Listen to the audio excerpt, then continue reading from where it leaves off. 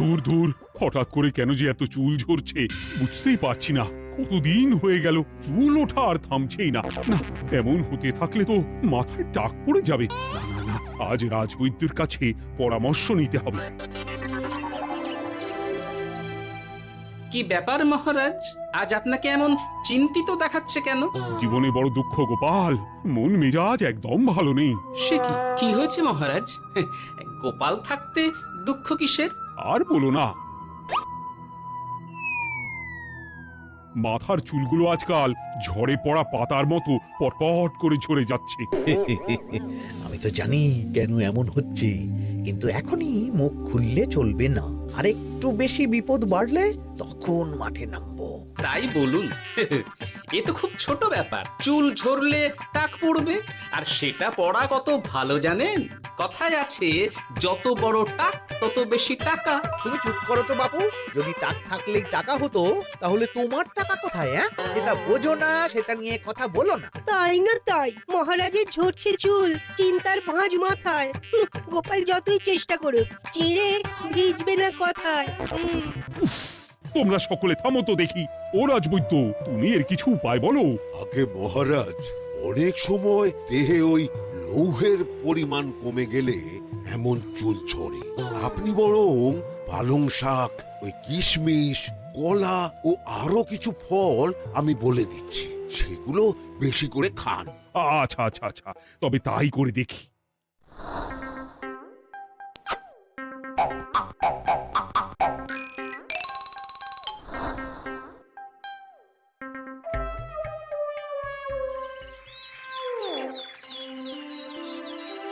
ও রাজবৈদ্য, তোমার কথা মতো শাক পাতা ফলমূল সবই তো খেলাম, চুল ঝরা বন্ধ তো হলোই না। তো জানতামই এমন হবে। কিন্তু মহারাজ, এমনটা তো হওয়ার কথা নয়। কিন্তু হচ্ছে তো। আরে আমার সাধের চুল, কোথায় চলে গেলি সব? এর জন্য তুমি দায়ী, তুমি এর জন্য শাস্তি পাবে বৈদ্য। আমাকে আমাকে ক্ষমা করে দিন মহারাজ, এমনটা হবে এ তো আমি ভাবতেই পারিনি। কিছু মনে করবেন না মহারাজ, ছোট মুখে বড় কথা বলছি, কিন্তু সত্যি এখানে রাজবৈদ্যর কোনো দোষ নেই। ওকে শাস্তি দেওয়াটা ঠিক হবে না মহারাজ। দেখেছেন মহারাজ, গোপালের সাহসটা দেখেছেন? আপনার মুখের উপর কথা বলছে। তা বলি, তুমি যখন এতই বোঝো, তাহলে নিজেই একটা আস্ত লোহা খেয়ে দেখো না, তোমার মাথায় চুল গজাচ্ছে কিনা। ঠিকই আছে, এসব মূর্খের মতো কথা কেবল আপনার থেকেই আশা করা যায় মন্ত্রী মশাই। মহারাজ, আপনি বিচক্ষণ মানুষ, আমার শুধু অনুরোধ, আরেকবার ভেবে দেখবেন। ঠিক আছে, রাজবৈদ্যকে আমি শাস্তি দেব না, কিন্তু সকলের জন্য আমার একটা ঘোষণা আছে। কি ঘোষণা? আমার এই কঠিন সমস্যা যে দূর করে দিতে পারবে, তাকে আমি বিশেষ পুরস্কারে ভূষিত করব। এই তো পেয়েছি, এই সুযোগ কোনোভাবেই হাতছাড়া করা চলবে না। এবারের সমস্যাটা সত্যি বেশ কঠিন। কি করলে যে মহারাজের চুল পড়া বন্ধ হবে সেই উপায় মাথাতেই আসছে না। হঠাৎ করে কেন যে এমন হলো কে জানে।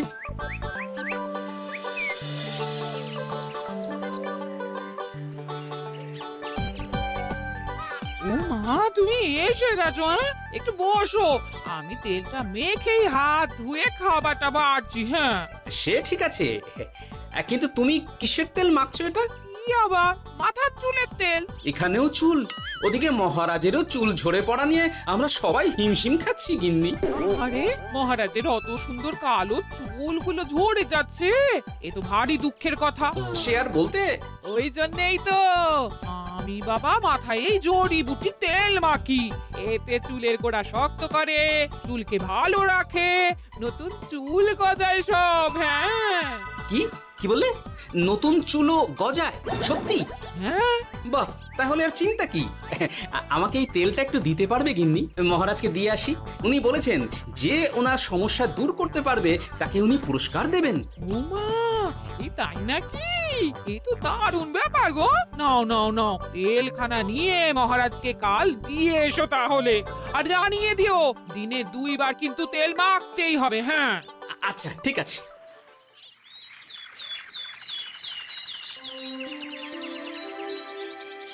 কোনো উপায় খুঁজে পেলে তোমরা?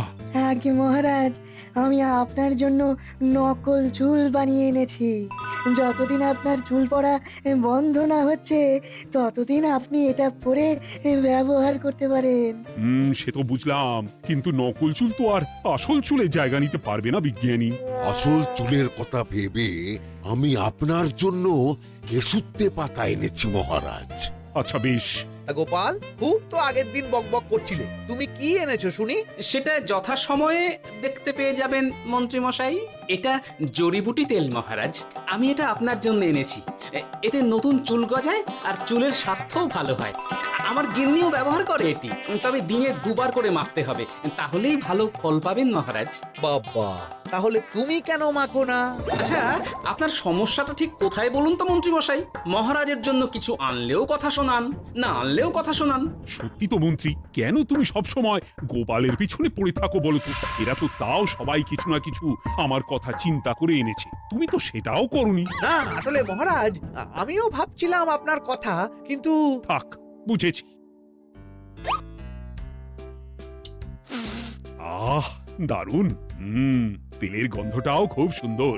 গোপাল, তোমায় অনেক ধন্যবাদ। আশা করছি ব্যবহার করলে খুব ভালো ফল দেবে। একদম দেবেই মহারাজ। দূর বাবা, ভেবেছিলাম এক হলো আর এক।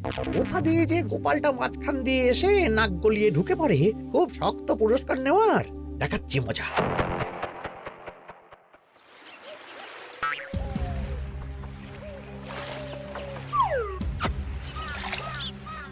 এবারে গোপালের তেল দিয়েই সব কিছু তোলপাড় করব।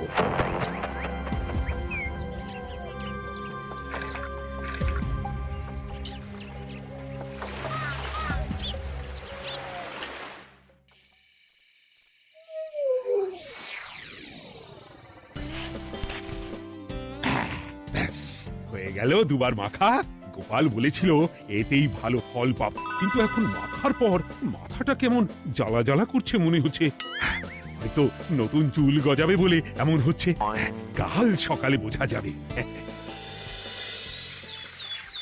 এতক্ষণে বোধহয় ছোট ছোট চুল গজিয়েই গেছে। কি এটা চুল গজানোর তেল ছিল নাকি পড়ে যাওয়ার? হে ভগবান, যেটুকু বাকি ছিল সেটাও ঝরে পড়ে টাক পড়েই গেল। গোপালই হলো যত নষ্টের গোড়া। আজ আসুক সভায়।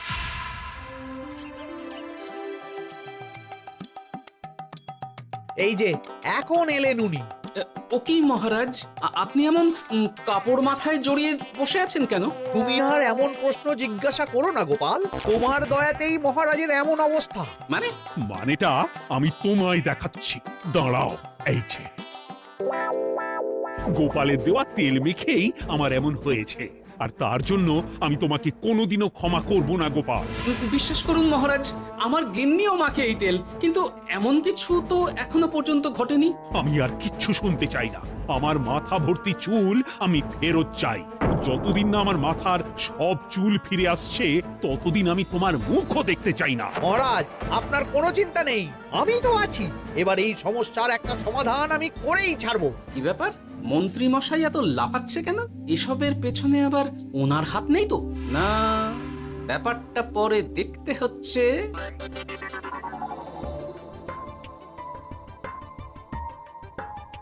আমি বলি কি মহারাজ, এই সময়টা বরং আপনি নকল চুলটা মানে মানে পরচুলা ব্যবহার করুন। হ্যাঁ, অগত্যা, কিছু তো একটা গন্ডগোল আছেই। গিন্নিও তো রোজ মাথায় তেল মাখে, কই এমন তো হয় না। মন্ত্রী যদি কিছু করেও থাকে তাহলেও হাতে নাতে ধরবো কিভাবে? ও কি গো গোপাল দাদু, এখন এই সময় তুমি রাজসভা ছেড়ে এখানে? তোদের দাদু আর রাজসভায় যাবে না রে? কি বলছো গো? কেন? আর কেন, বিনা দোষে এমন শাস্তি। তোমায় শাস্তি দিয়েছে, তুমি শুধু বলো কে তোমার সাথে কি করেছে, বাকিটা আমরা বুঝে নিচ্ছি। আচ্ছা বলছি, কৃষ্ণনগরের মন্ত্রী মশাইয়ের বাড়িটা কোন দিকে একটু বলতে পারবে? কৃষ্ণনগরে নতুন নাকি? আগে তো আপনাকে কখনো দেখেছি বলে মনে পড়ছে না। হ্যাঁ, আমি এখানে থাকি না, আমি এখানে আমার কাজে এসেছি, তাই মন্ত্রী মশাইয়ের বাড়ির ঠিকানাটা যদি একটু বলে দেন। নিশ্চয়ই, এই পথ দিয়ে সোজা চলে যান, তারপর কিছুটা ডান দিকে গেলেই পেয়ে যাবেন।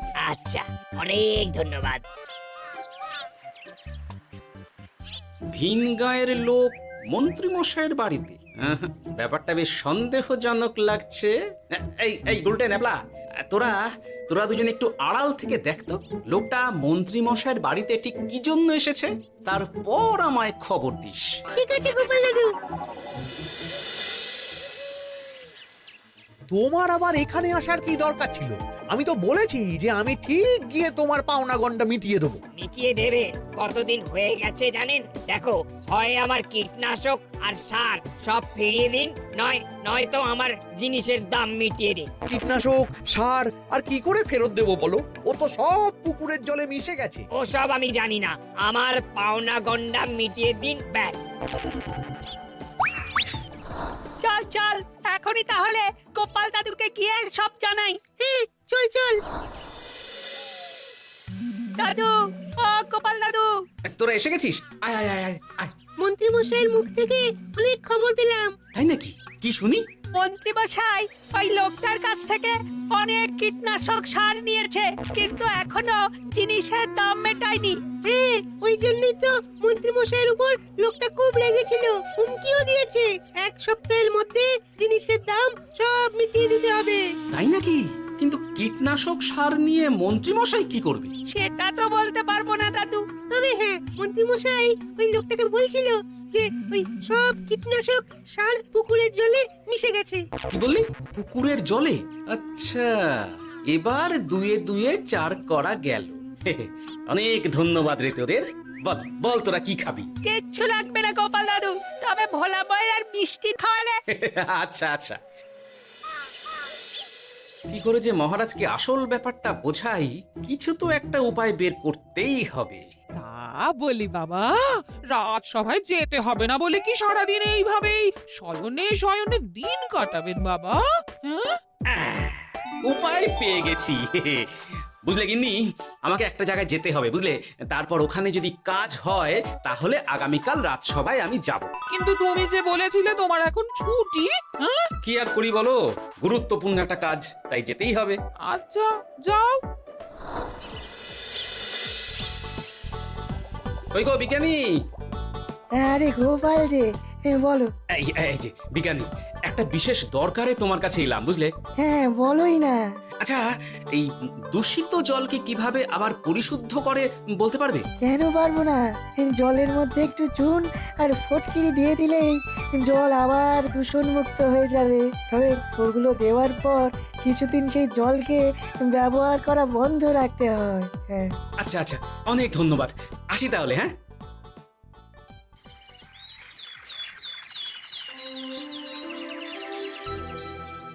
ছায়া পড়েছে, ছায়া পড়েছে।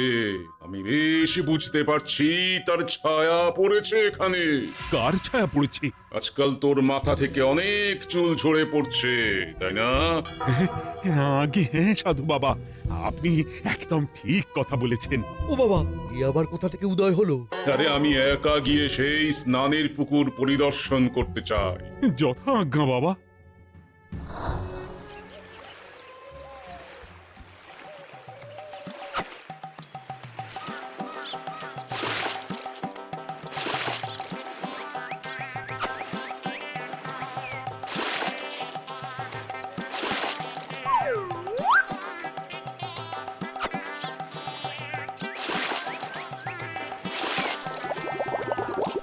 যাক বাবা, মোটামুটি সপ্তাহখানেক এভাবে থাকলেই পুকুরের জল আবার আগের মতো পরিষ্কার হয়ে যাবে। এবার শুধু মহারাজকে একটু বুঝিয়ে বললেই হয়ে যাবে।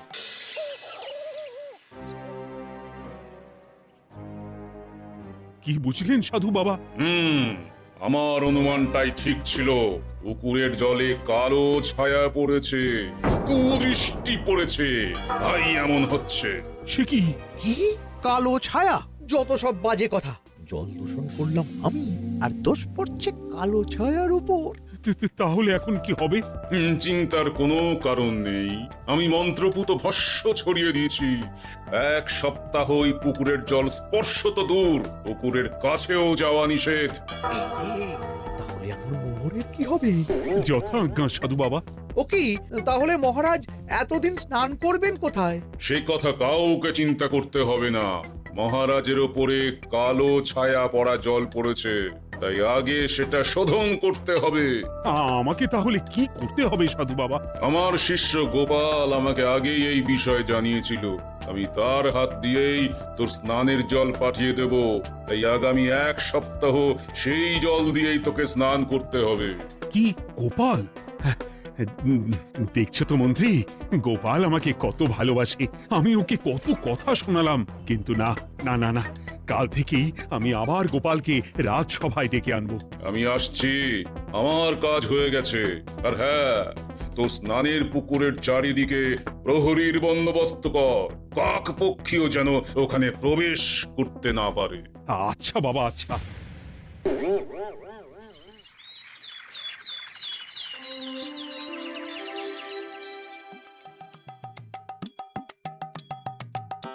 গোপাল, তোমাকে আবার এখানে দেখতে পেয়ে আমার খুব ভালো লাগছে। তোমার গুরুদেব গতকাল এসেছিলেন, কিছু মনে করো না। না বুঝেই তোমাকে অনেক কথা শুনিয়েছি। না মহারাজ, আমি জানি আপনি আমাকে খুব ভালোবাসেন, তাই আমি কিছু মনে করিনি মহারাজ। এই নিন, আমি আপনার স্নানের জল এনেছি। হ্যাঁ হ্যাঁ হ্যাঁ, দাও দাও দাও।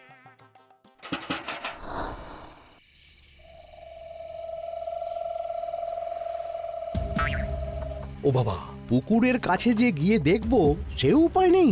চারপাশে প্রহরীতে ভর্তি, তাও কি সত্যি সত্যি কালো ছায়া পড়েছে? ভালোই হলো, পাওনাদারকে বলে দেবো কীটনাশকটা জালি ছিল। হি হি।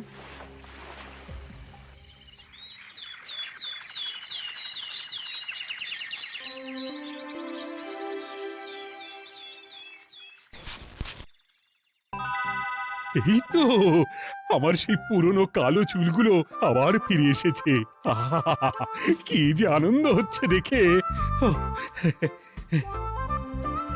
আজ 1 সপ্তাহ সম্পূর্ণ হলো। গোপালের জন্য আমার স্নানের পুকুর থেকে কালো ছায়া দূর হয়েছে। আমাকে এই সমস্যা থেকে দূর করার জন্য আমি গোপালকে 100টি মোহর উপহার দিতে চাই। ধন্যবাদ মহারাজ।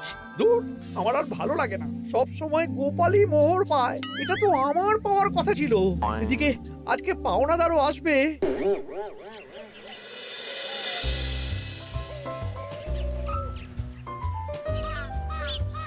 গোপাল দাদু, ওই লোকটা এসে গেছে। আচ্ছা, আসছি। এটা তো মন্ত্রীর বাড়ির দিকে রাস্তা। আমরা তাহলে ওদিকে কেন যাচ্ছি গোপাল? আপনার পুকুরের আসল রহস্যটা কি সেটা আপনি জানবেন না মহারাজ? মানে নিজের চোখেই দেখুন, তাহলে বুঝতে পারবেন। আর একটু সময় দাও আমায় ভাই, এমনিতেও তোমার কীটনাশক কোনো কাজের নয়। কি এখন এসব কথা? আর একদিনও সময় দিতে পারছি না। একটু বোঝো, একটু। সব আমি মহারাজের পুকুরের জলে মিশিয়ে দিয়েছি। মন্ত্রী, তুমি তাহলে সেই কালো ছায়া? মহারাজ, আপনার পর্দা ফাঁস হয়ে গেছে মন্ত্রী মশাই। তুমি তাহলে সবটা জানতে? একদম প্রথম থেকে। এই রে, খুব জোর ফেঁসেছি। এদিকে পাওনাদার, ওদিকে মহারাজ, এখান থেকে কেটে পড়তে হবে। ই! গন্ডগোল করে আবার পালানো হচ্ছে কবে রে? বলো, কেন করেছিলে? মহারাজ, আমি ভেবেছিলাম আপনার সব চুল উঠে গেলে আমি আপনার কাছ থেকে চুল গজানোর ওষুধ দেওয়ার নামে অনেক টাকা লুটবো। কিন্তু সেই ভাবনা ভাবনাই থেকে গেল, সেগুড়ে যে বালি হয়ে গেল। ভাবা যায় চুলের জন্য চুলো চুলি, হ্যাঁ?